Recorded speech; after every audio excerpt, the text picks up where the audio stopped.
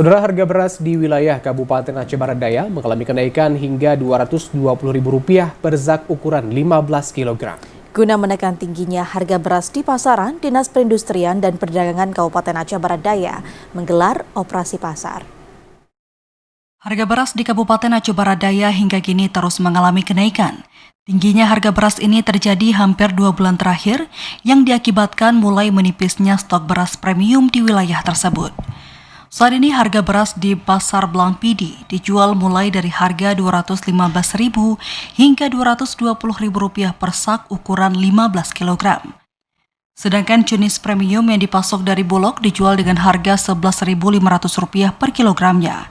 Tingginya harga beras premium di pasaran membuat warga beramai-ramai beralih membeli beras Bulog lantaran harganya yang jauh lebih murah dibandingkan harga beras lokal.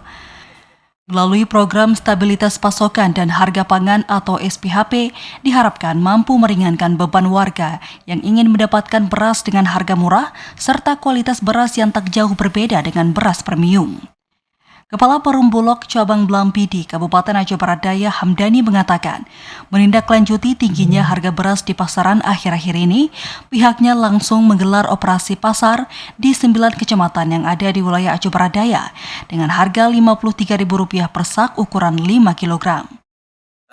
Alhamdulillah operasi pasar kita alhamdulillah udah berjalan 4 hari ya. Hari pertama yaitu Manding, hari kedua Susuk, ketiga kemarin Blangpidi, sekarang di Kuala Bante.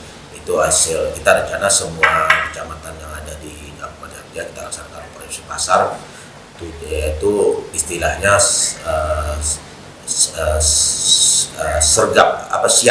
siap jaga harga pasar. Hingga kini stok beras di Bulog lebih kurang 2.000 ton dan diperkirakan aman hingga beberapa bulan ke depan. Di tengah harga beras premium yang sedang mengalami kenaikan, pihak Bulog juga menekankan kepada seluruh mitra Bulog yang ada di wilayah tersebut agar tidak menjual beras Bulog di atas harga eceran tertinggi.